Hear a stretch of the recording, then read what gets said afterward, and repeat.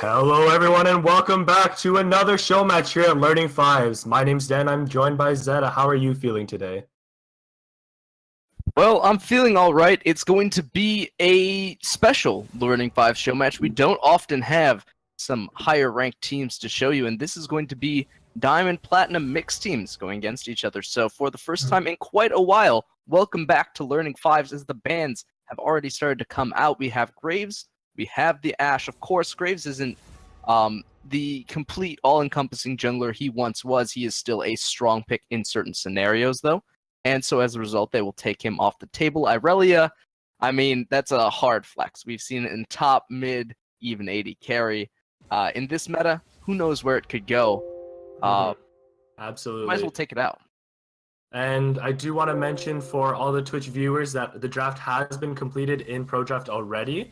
So the order might not be the same. So they'll pick actually for their roles as opposed for the actual order that they did. Maybe. Hopefully. Well, we'll see. Vladimir is that other strong bruiser in the bottom lane that has been getting quite a bit of attention, although in solo queue we have seen everything from Darius to Brand. And with Oh, that, Brand will actually be the lock-in. That could be never very mind. much Looks so like it going towards that bottom lane. might be actual pick order. They have that top lane Mundo that I suspect is actually going to be top lane. I don't believe that'll be flexed. What's your opinion on that pick?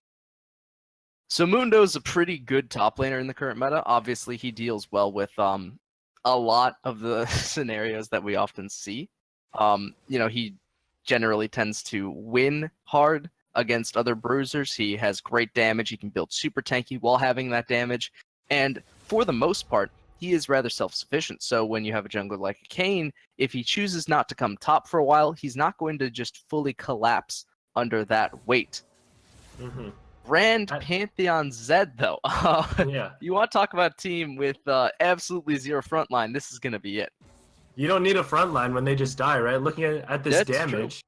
That's And then we have the Mundo that you were talking about, the very self-sufficient top laner. Do you think that that's going to be enough of a front line to deal with the damage shown currently from the no. left side right now? There's just no way, right? You can't have a one tank front line against 5 full damage dealers and expect to get away with that, You need something on the order of 3 supports, a tanky, jungler or a tanky top laner, and then 1 carry. Then you might not be able to die instantly. And we saw that work in the EU LCS, actually. But with Yasuo taken off the table, I think the last super strong bruiser in the bottom lane has been removed.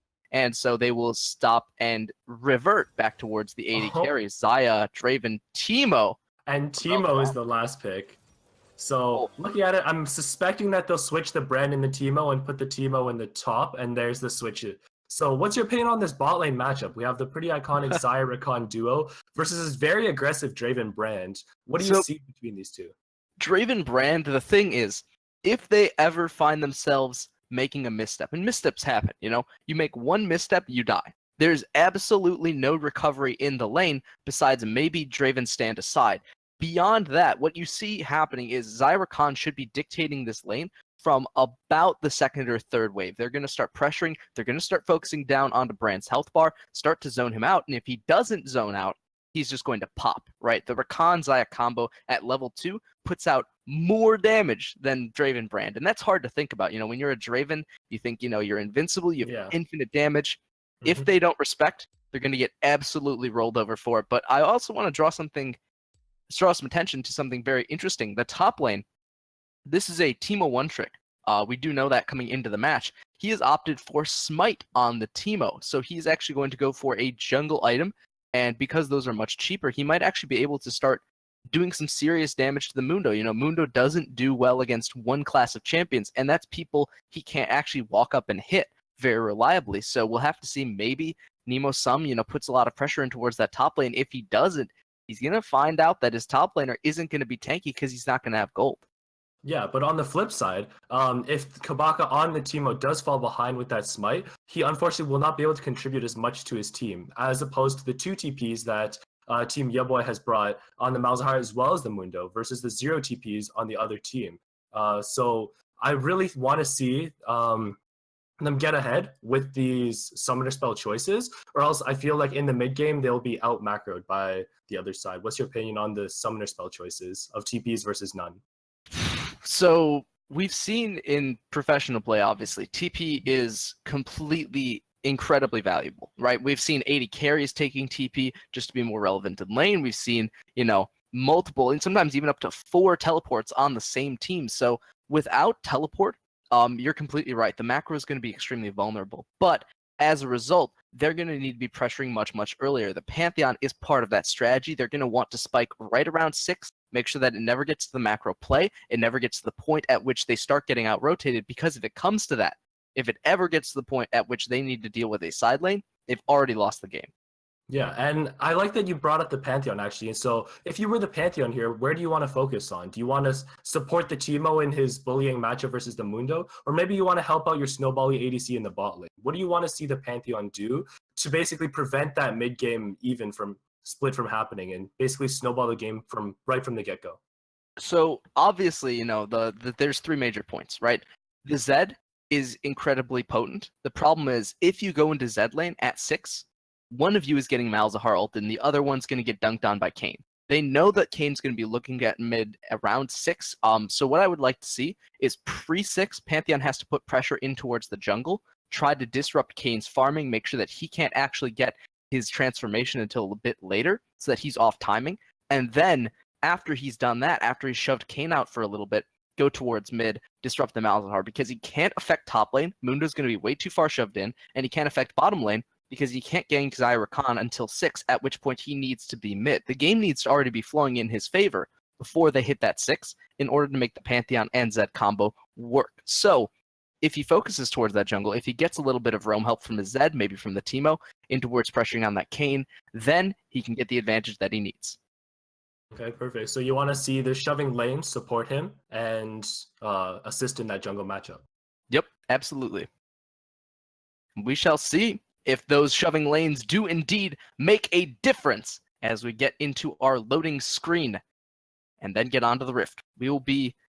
Ooh, maybe we can see some skin intimidation. You know, this is always the best part of the game, you know, whether or not teams have brought their skins, brought their A game and their parents' credit card in order to make this all happen. Absolutely. We'll see you right in a few. Don't touch that browser, and we'll be right back onto the Rift.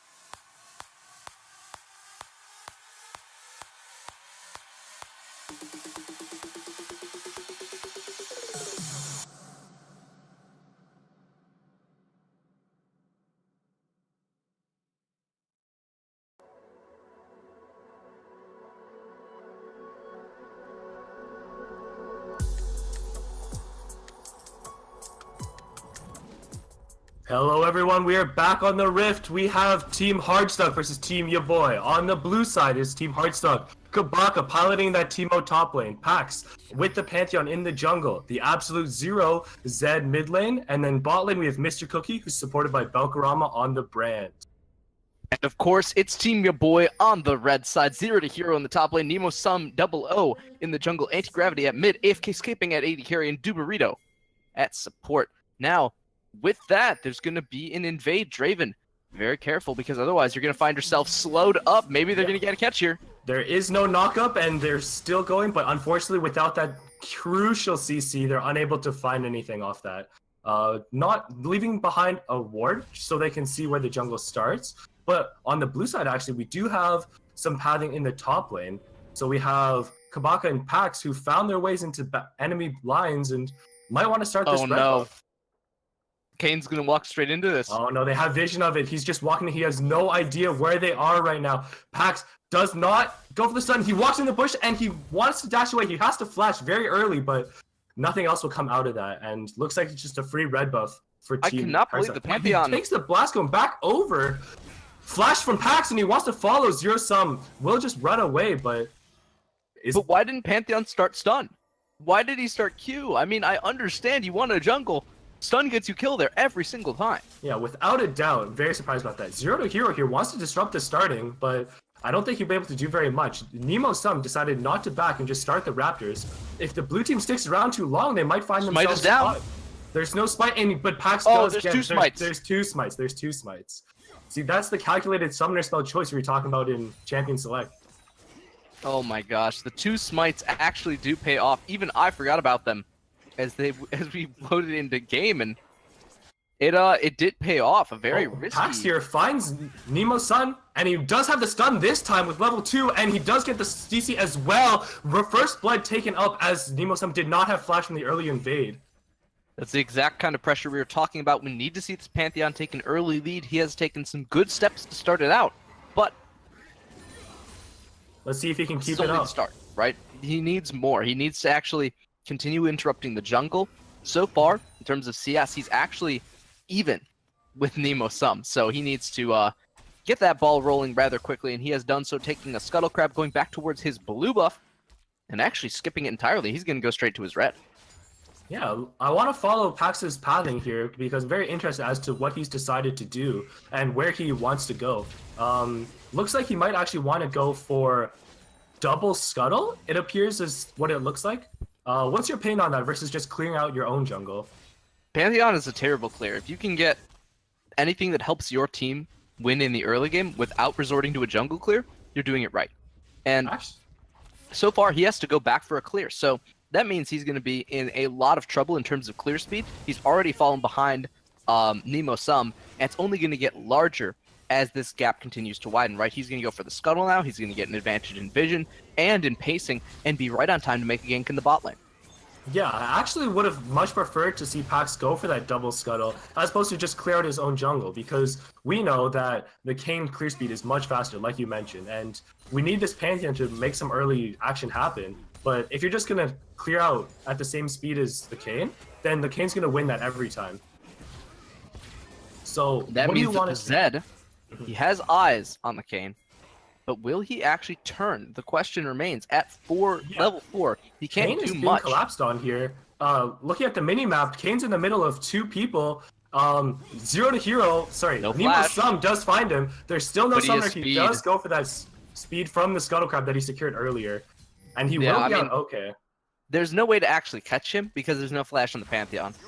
When they burned them earlier, both junglers now have a similar time differential in order to catch up, and because Pantheon's on Electrocute, which is somewhat preferable, but he doesn't have Predator. I think Predator actually would have been a very good pick in order to make something happen in the early game. But watch Looks like an all-in here. Both flashes burn, and there's a Knight as well. One last tick, but he will not get it. Anti-gravity barely lives by the skin of his teeth.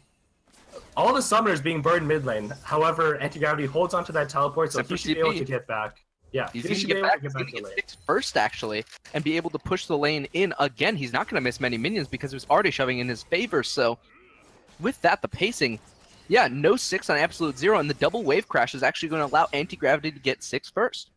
Yeah, and in a surprising turn of events, that all-in gone wrong for the Absolute Zero actually turns out to be a benefit. Zero to hero. Engage here, Kabaka does not. He will get that last tick of damage onto Zero to Hero, and he will fall on that Mundo. You're talking about that bullying nature of Teemo versus Mundo in this lane, and definitely shows off the one-trick power of Kabaka.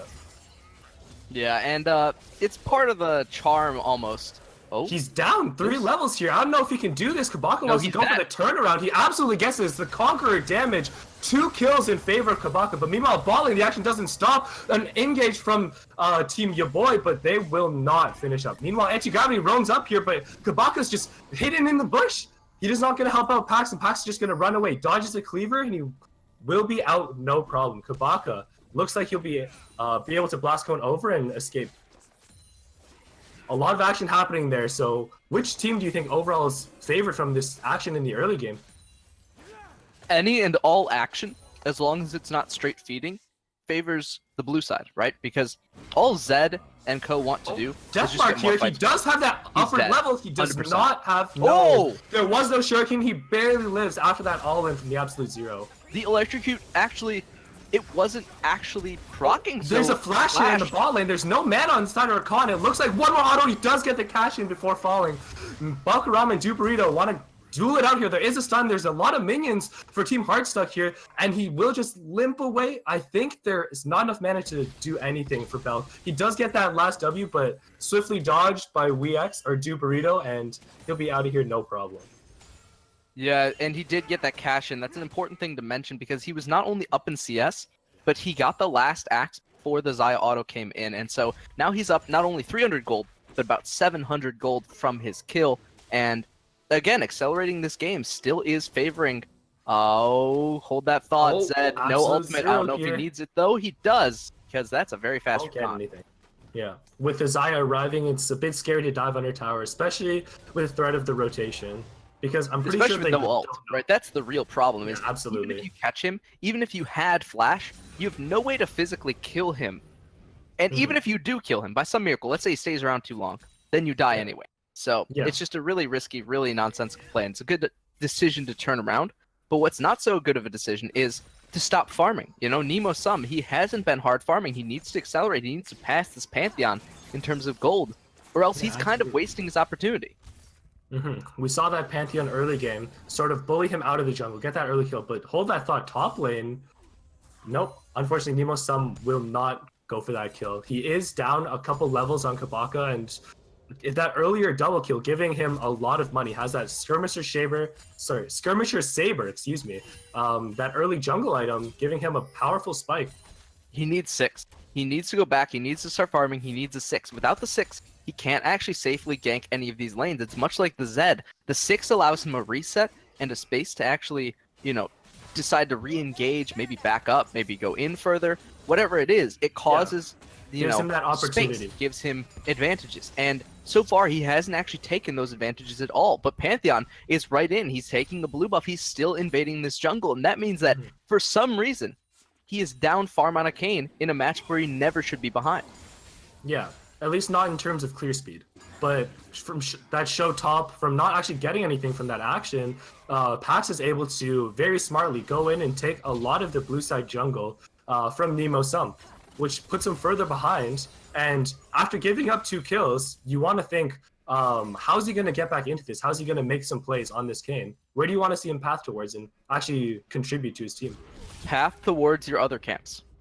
Stop trying to force. It doesn't matter. The Pantheon has shown that he doesn't want to actually fight in the early game. So don't. You don't have to fight. Right? Your lanes are slightly losing. It doesn't matter, though. All you have to do is consider the fact that you are a later game team, and they are a supremely early game team. If you continue to force fights, if you continue to do stuff like this, then you're going to find yourself falling farther behind. The Pantheon is just farming, and you're not farming. Speaking of which, on that Pantheon, do you think that he should be providing more engages? But hold that thought, Nemo Sum here in the bot lane. There's a grand entrance coming out of the Team-Yaboi, and they will burst Mr. Cookie without him finding anything. Velcroma looks to be next, but he will flash away and lives to fight another day.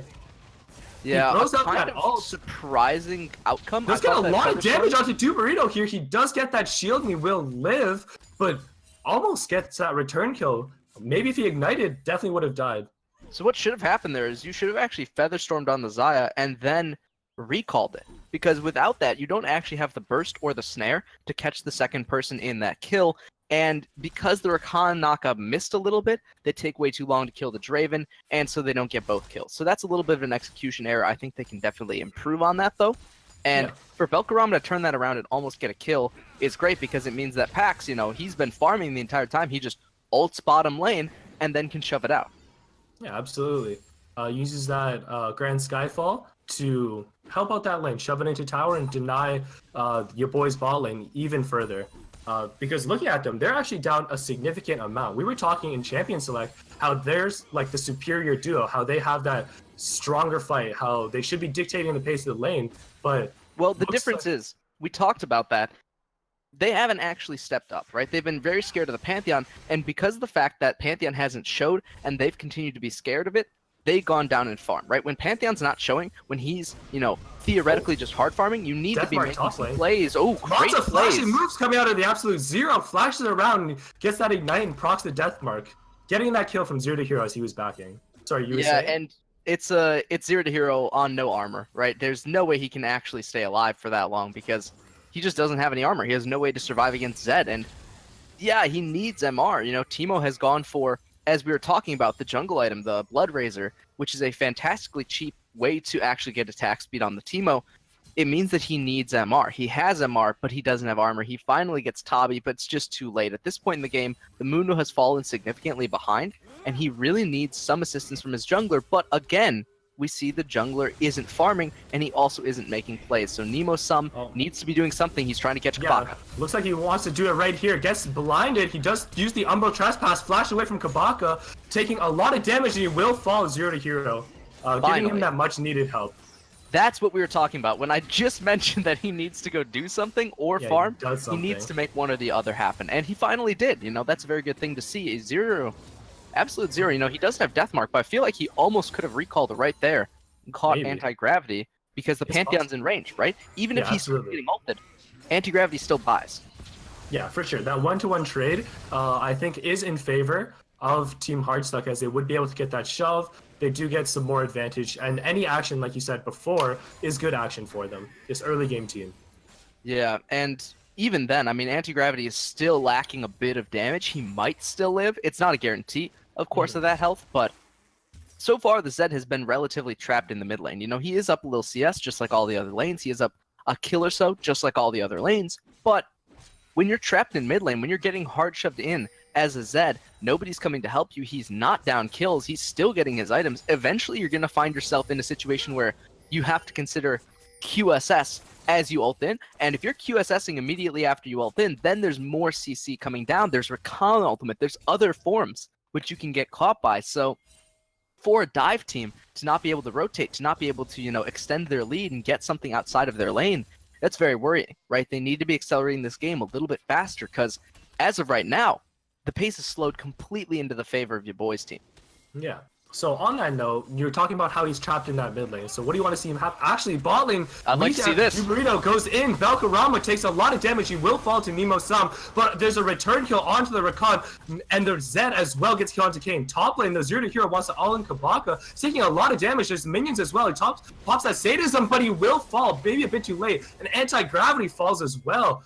A lot of kills. A 4-for-1 trade in favor of Team Hardstuck, making that action happen.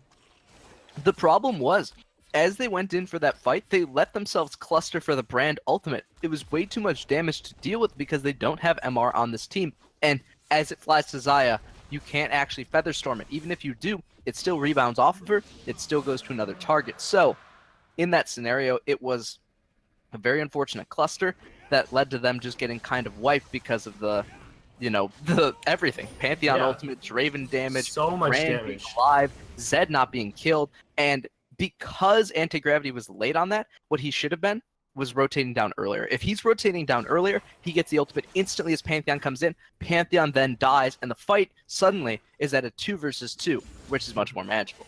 Yeah, absolutely. I think that just the staggered timings might have made them lose a lot in that fight. And then they're able to convert a lot too. They get that mountain dragon, they get that mid tower, and then that top tower is also very, very low because while that fight bot lane's happening, there's also that solo kill top lane from Kabaka, and he's significantly ahead. Looking at the items he has, there's absolutely no way that Zero to Hero can stand up to him again. So there is a way. The only way is if Zero to Hero fights him when he doesn't have Smite Up. If he doesn't have Smite Up, he's not doing true damage. He actually isn't doing that much damage as a champion because of the existing Spirit Visage on the Mundo. The problem is that Smite comes up about every 40 seconds, and the fights for the Mundo have been very spaced out. Mm-hmm. Absolutely. And then, but also looking at his builds, the Spirit Visage is stopping the passive damage, but the hybrid damage coming out of his actual items is boosting that damage by a fair bit. And just allows Kabaka to bully him, especially being 2 levels up. But meanwhile, the Grand Entrance bot lane, Mr. Cookie gets engaged on once again. The Umbral Trespass throws out that ult, but it goes wide and he gets taken down by AFK Scraping. But the Grand Skyfall coming out from the Pantheon wants to turn something around. Zero Sum does get a lot of damage, but in the meantime, AFK Scraping pulls out back those feathers and evens out the fight. But Bell gets that last kill. Absolute Zero is here and wants to clean up, and Electrocute will kill AFK Scraping. Anti-gravity, he used teleport again to get back to lane, and that means he doesn't have it to get to this fight. If he teleports earlier, he actually beats the Zed on the rotation, and again, can ult the Pantheon, can kill the Pantheon. These ultimates, the macro rotation, need to be considered, because if you aren't actually using your macro skills to rotate, you're wasting them. The teleport is not a return to lane skill, it's a skill to allow you to turn the fight into a numerical advantage. Absolutely. And so with that, what do you think that they want to do? Because after losing significant amounts of fights, both bot lane and near the Dragon Pit, that's put Absolute Zero and Mr. Cookie a fair bit ahead, as well as Pax, who are sitting at a lot of gold over their counterparts. So stop fighting. I've said this like 6 times. What they have to do is they have to say, okay, we put a lot of resources into these fights. Why? We don't need to fight, and exactly like this, they're gonna get Looks into like the a turn again. 2v2 top lane. The death mark onto Zero to Nemo gone. Sum, sorry, absolutely dead. The death mark kills him, and then Zero to Hero won't be long for this world either. There's a lot of people here. Pax tanking the tower with that passive does not take as many shots, but the one last is not enough. Another tower falls in favor of Team Hardstuck, and Anti-Gravity has not been making a lot of rotations to help. He does get that shove, but you have to ask, is it worth it? He shouldn't be, right? The purpose of anti-gravity is not to make rotations to help unless he has teleport. He is not the guy who actually needs to be going to these side lanes. He needs to be controlling the Zed by forcing him to lose something for his roams. When the mid turret's already down, that's a really hard ask, because it means that he has to shove the wave that much further just to get to turret, and then he's not even assured that he's not going to get jumped on the return fight. So when that is considered, the fact is they've given up so much that they can't actually play the same way they were playing in the early game. It was working for a bit, you know, they actually had the return kills, they actually had a little bit of punish, they weren't giving up too much, and because the game started to snowball out of control, they have to take an even more conservative approach to it. So you can't be up at the first turrets, you need those to go down in order to have a smaller area of map to be able to deal with. Yeah, and with these consistent mentions about no fighting, you have to think, is it maybe the fault of Nemo Sum or someone else that they're calling the force a bit too much? Because a lot of these engagements are being initiated by Team-Yaboi that fight bot lane where they lost a fair bit. What those fights mid, they're losing a lot just from these calls. So I mentioned earlier actually.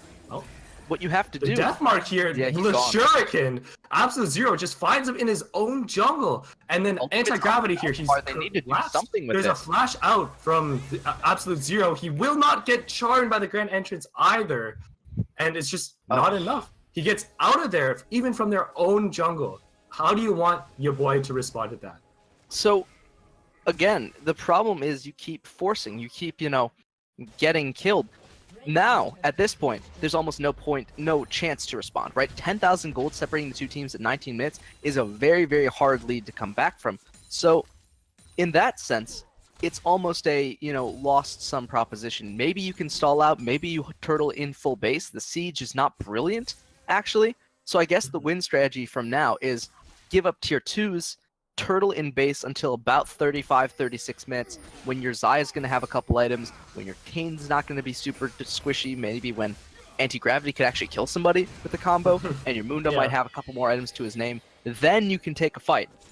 But you've taken so many ill-advised fights as of this point that if you take another one, the game probably actually ends. Yeah, absolutely. And when you go for this turtle, when you go for this power farming strategy, you just give up a lot of objectives, like this Rift Herald. It's so hard to turtle. Oh, Valkyramma here gets caught. One last hit from Nemo Sum, and he just caught out alone. But what I was saying before is that when you give up these objectives, it's so hard to actually turtle against the leads that you've basically given your opponent. The Absolute Zero here, he's just so far ahead. How does he get stopped?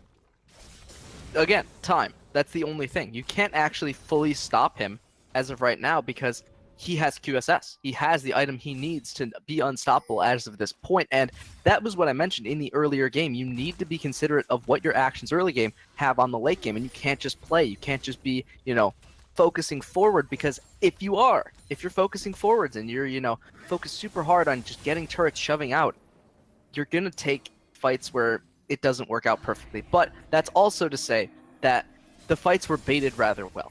They knew that with the Pantheon, with the Zed, with the, Draven and the Brand Ultimates, these could actually be won. So credit where credit is due, right? Blue side has baited them into these fights. This is, in fact, a very well played early game by them. Yeah, absolutely. Without a doubt. The macro plays coming out of Absolute Zero and Pax to support the initiations from Nemo Sum and Dubrito bot lane have quelled any sense of engagement in the early game, basically giving them this lead that they have right now. And with that lead, they're just going to secure more and more objectives across the map. But in a desperate call, Nemo Sum here wants to get something on Kabak, but he's just so fast, there's not much he can do. There's a 4-level difference here, and Zero to Hero is trailing a bit behind. Even with a 4-level difference, Kabaka can actually die really quickly here. Yeah, there's a lot of damage here. Flashes. One auto does it. The Humble Trespass and the solo kill from Nemo Sum does get a kill in the TP bot lane. They want to make something happen with that momentum that they've gotten. See, the thing is, he flashed away from his Zed. The Zed has been tracing up the entire time. And all he had to do was bait towards the Zed. He has blind. He cannot die to one auto attack. it will be fine, but flashes the wrong way and therefore goes down. But the kill has been answered, the turret has been picked up, so they're still getting objectives across the map. What I am looking for now is a Baron. Once they secure that, their siege disadvantage kind of goes away. They can still actually pressure in the minions, replace their lack of an AD carry or range damage for the most part, and then they can continue to take turrets and go for those inhibitors. But until they get that Baron, it's not going to happen, right? That's what they need. They need the Baron in order to make that happen. Yeah, and as Team-Yaboi, how do you even stop the Baron? Are you able to? You don't. You don't stop the Baron. You let it go, right? The thing about turtling is not what do we do to stop it. It's what did we do to put ourselves here, and how long can we last until we get our items? Like, how long do you need to farm up till we get our items? Because the problem isn't stopping Baron. You can't stop Baron. There's no way to stop Baron besides like a miracle steal, and against 2 smites, that's not going to happen. So what you need to consider then is get the most gold you can while you can still get it. Before you get shoved out of your jungle, before you get shoved out of more resources, keep farming that gold and keep those lines open, because the longer you get gold, the easier it is to turtle. Absolutely. But you were mentioning before, when they get that Baron, it's so much harder for Team-Yaboi to hold. So once they get that Baron, is it even possible to turtle against it? Like, do they have the wave clear from the Malzahar and Desire? That's the problem, right? It's a maybe. You don't want to be in this situation, but as of this point, it's probably not super Nemo possible. Sum here wants to get those Raptors, but it's a bit too much. The Deathmark will kill him as he tries to run away. Kabaka here, a bit caught out, and he will get Great Entrance on, and he's taking very low, but he's not quite falling yet. The Featherstorm comes out, and not enough damage. Pax here just get a double kill, and in the backline, AFK Scraping gets popped by the Absolute Zero, and he goes to Absolute Zero to Absolute Hero in this game, bringing it up to 8-0-4, and will escape with his life as Mr. Cookie chases down Zero to Hero. And I think that's probably going to be all that she wrote at 24 minutes in. They do get 1 kill back, but they lose another 3, and these fights are just getting more and more lopsided. It's hard to fight against, right? Once you have a snowballing comp, it's working well, you have a lot of gold, there's almost nothing you can do against it until later in the game as these very traditional compositions. Zero to Hero with ultimate wants to do something. He's blinded. He's just taking. He doesn't do any damage versus the Borg. And Kabaka, at basically 0 health, will get another kill and escape. Yeah, that's Teemo for you, right? Infuriating. When you're Teemo, when you're a Teemo 1 trick, you're basically the most annoying champion in the game. You got a global taunt because of how much people aren't able to do against you, and we saw that there. There's basically no counterplay. It's auto attack blind, auto attack done. Yeah, so with the Borg, in that sense, I mean, unless he has ultimate, unless he has that sadism, he's not actually able to do much around it. And so what we need to see is after this Baron has been taken, to retreat, to be able to give up more. You need to give up the T2s. You need to be in a zone where you can protect. And yes, there's a big wave bot lane, but that has to be cleared out instantly, right? You can't let this get all the way to your turret, because if it does, then they have like a 20 minion wave and you lose it to the minions anyway. Yeah, absolutely. With this Baron buff, any large wave in the side waves needs to be taken care of. And it's pretty hard to do so. Like, if you step out to try and clear these waves and you don't have vision on the Absolute Zero, then you're going to get collapsed on. You will get pops. What could happen now, actually, is Pax can actually just ult onto anybody, right? They have so big of a dive team. If they get 4 members there, Pax can literally just ult into a turret and they can kill 3 people. Kabaka, if he has looks like that. He's 1v2ing. He's just basically one-shot AFK escaping. He didn't get a chance to do anything. In response, Juburito wants to get something back, but he has to run as well. He's just so big on this Teemo. Has 3 completed items as well as and is level 18. I mean, there's no way to stop him at this point. He's got more gold than basically everybody else in the game. 12,000. Goes in. There is a Zanya's pops from the anti-gravity, and it's just buying time. And doesn't look like there's much left to buy. The store's closed for time, and the taxman's calling. This point into the game, we need to see a miracle. Man. We need to see something akin to basically a miracle fight. Ever. I mean, it's just, but you don't even need one fight, right? There's Yeah, that's true. 15,000 gold separating the two teams. You need 4 fights to go in your favor just to get even in gold, not to mention the objectives that you have to take afterwards. And with a composition as traditional as this one, they don't have super big burst damage. They don't have a way to kill anybody beyond maybe Nemo Sum with a backdoor sort of attempt, but against Teemo Blind, against Pantheon Interrupt, there's almost no way he can do anything either. And so Zero to Hero will make a valiant attempt, but he can't chase anybody. Dissecting Yaboi's base right now. How do you even think to turtle against this? Maybe you just go back, you rewatch the VOD, you call this one a done deal. But how do you even start this miracle fight? You don't. The miracle fight comes to you. And something people make a mistake about is when you're down a lot, you start looking for advantage, right? And yes, you always look for an advantage, but you don't force the advantage, right? Forcing the advantage pretty much guarantees you're going to die because it means you're engaging suboptimally. If you're losing super hard, sometimes all you can do is just wait. And if they make a mistake, you win. But sometimes it just doesn't happen. You know, if you are down a lot, it's not like every game is winnable. It's just a matter of stopping the future games from going down the same path. So in that sense, I would say every game you can learn something from, and that's the best thing to take away from any game. Nemo Sum here in the middle of 2 doesn't look like he'll be able to get much over the wall. Absolute Zero, a little switcheroo there, and he's out of there. I mean, that was Absolute Zero jumping the gun a little bit too fast, but he gets it back anyway. Auto Kabaka gets him without a doubt. Nemo Sum there, just a little caught out. And I guess this is the interesting thing about one tricks in general, right? A one trick is generally somebody who practices, you know, exactly one champion. And so to go up against them, when they've played every matchup more times than you've played the matchup against them, especially in a champion that is, you know, lower priority or solo queue only, something like the Teemo, is to be at a supreme disadvantage. You know, you pretty much guaranteed will be at a disadvantage. So you need jungler assistance, and if your jungler's having a bad time, then you're not getting that either. So in that sense, I think Kabaka getting a lead was almost foregone, but mitigating the rest of the map was very doable. And so far, I think it's just been the Pantheon, Zed, everyone else. Death Mark in. There's another Zhonya's. You have to think, why is he targeting anti-gravity? But it doesn't even matter. He's pretty much dead already. And the Great Entrance does land on 3, but it's just not enough damage. Kabaka on the top half will get taken down by Zero to Hero. But Pax in the middle of 3. Tanks. There's no tank. Zero to Hero will fall under the tower. There's another death from Absolute Zero, and you have to think, is this the fight? But Mr. Cookie is still left untouched, and he's getting a lot of damage. Rama gets a double kill. It's a 3 for 2. I mean, that fight. was the fight. That was exactly what they wanted to see, because even if anti-gravity's out, in a 4 versus 5, they take down 3 members, and that's a great thing to see. We're talking about advantages coming to you. When Teemo starts hard tanking the turret, I don't care how much damage he has built exactly 0 tank items. There's not even a frozen mallet to his name, and he gets completely demolished by it. Turret MVP of the fight. The rest of the team CCing for that 80 carry turret in order to make it happen.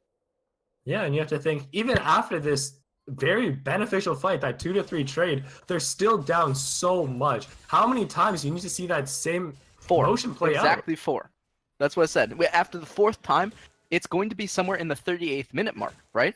And at that point, you're actually so far into the game that item advantages don't actually mean that much. Gold advantages, people are getting 5, 6 items at that point in the game. There's a chance for anyone to come back. So what I would say is, if they get a couple more fights where they go even at worst, and nobody wants to continue engaging, they're doing a great job. That is the stall. That is exactly what they need to see happen, and it is possible. So we'll keep our eye on the clock and on their positioning as things start to shake down. But with Super Minions starting to push into the base and Naked Inhibitors on the bottom side, this will be a tall order. They need to steal up for this push onto the bottom side, because if 2 lanes of Super start running in at 30 minutes, there is absolutely no way they can continue to clear. And this level 18 team was just doing work. You just think, what if he wasn't tanking the tower? What if he doesn't get basically one-shot by this tower? Then that fight is a done deal. He just basically claws through the entire team on his own. And what do you even do? If this was 4 tanks in a Teemo, the game would be over. For reference. If it was 3 tanks in a Teemo, it would be over. I mean, you just need even 2 tanks and a Teemo. No, 2 tanks in a Teemo, I still think they'd be lacking damage. But 3 tanks in a Teemo, the problem is you can't kill the tanks, right? At 2 tanks, it's like, okay, we can still shred these. We still have Malzahar. We still have a Xayah. This is doable. At 3 tanks, you're like, okay, we're not killing any of the tanks. Can we get to their backline? Can we kill their backline? The answer is no. Also no. So, and it might not be so clear-cut. Maybe there's a little bit in between, but with one inhibitor down, they're going to turn their attention towards the second. Team Hardstuck here, learning from their mistakes. They think last fight, what did we die to? The tower. So where do we go? Where there isn't a tower. They go down mid. They get that bot inhibitor before, and they can just set up this fight. They're basically free to walk up and hit again, there's no siege, right? There's continually no siege, no siege, no siege. The Draven, so scared to step up. If he goes forwards at all with no front line whatsoever, he's going to die, and he knows that very, very well. So he can't step up, he can't siege. They can't actually do much. As a result, they can't actually force most of these inhibitors, and they get one inhibitor, but when you're 17,000 gold up, you should be able to get 2 inhibitors when they're naked pretty free, and that's a result of this composition just stretching for a very long time. Wow, they needed it to end damage earlier. already. The Absolute Zero is in, chooses not to all anti-gravity. He will fall very early to the Nether Grasp as well, forcing out a couple ults, and that encourages Yaboi to keep going, but Zero to Hero falls. Dubrito pops that ultimate, but he's just not able to find an engagement, trading that 1-to-1. Pantheon should ult here. This should be a free cleanup. This should be the end of the game. All they need to do is get a single kill. Yeah, Pax basically running at them. He goes for the stun instead of the ult. The Zhonya's is popped from anti-gravity once again, but he will fall. Valkyrama gets himself 2 and 3, and the minions actually. Are taking the base. That is going to be it. Good game and well played. Yaboi falls victim to the minions. The only thing they couldn't actually stop, besides this Teemo, were those super minions. And as a result, I mean, it's just a compositional issue. Takes a while, but does close out all the same. Yeah, you have to think back to that early game, those early invades, that early advantage that Pax and the rest of his team managed to secure, managed to snowball and never let that fall behind. A very well played game from both teams, but the win here does go to Team Hardstuck.